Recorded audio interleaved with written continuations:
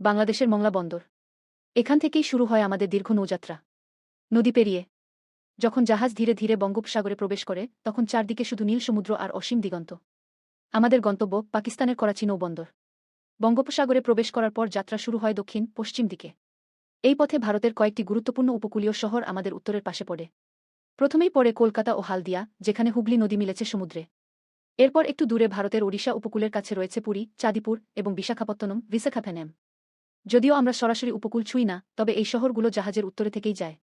এগিয়ে যেতে যেতে আরও দক্ষিণ পশ্চিমে পড়ে ভারতের অন্ধ্রপ্রদেশ উপকূল।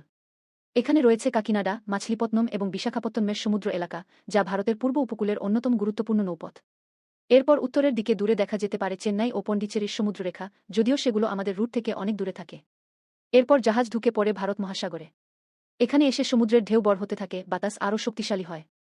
সামনে তখন অপেক্ষা করে যাত্রার সবচেয়ে ব্যস্ত অংশ, শ্রীলঙ্কার দক্ষিণাংশ পাশ কাটানো।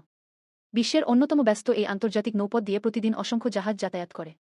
আমাদের জাহাজ শ্রীলঙ্কার দক্ষিণ সমুদ্র এলাকা দূর থেকে পেরিয়ে যায়। শ্রীলঙ্কা পিছনে ফেলে আমরা আরও পশ্চিম দিকে অগ্রসর হই। বিশাল ভারত মহাসাগর পার হয়ে ধীরে ধীরে প্রবেশ করি আরব সাগরে। এই আরব সাগরই আমাদের নিয়ে যায় পাকিস্তানের উপকূলের দিকে। দীর্ঘদিনের সমুদ্রযাত্রার শেষে দিগন্তে দেখা দেয় পাকিস্তানের উপকূলরেখা। ধীরে ধীরে স্পষ্ট হয় করাচির বিশাল সমুদ্রবন্দর এলাকা। এটি পাকিস্তানের সবচেয়ে ব্যস্ত নৌবন্দর, এখানেই শেষ হয় আমাদের এই রোমাঞ্চকর নৌযাত্রা।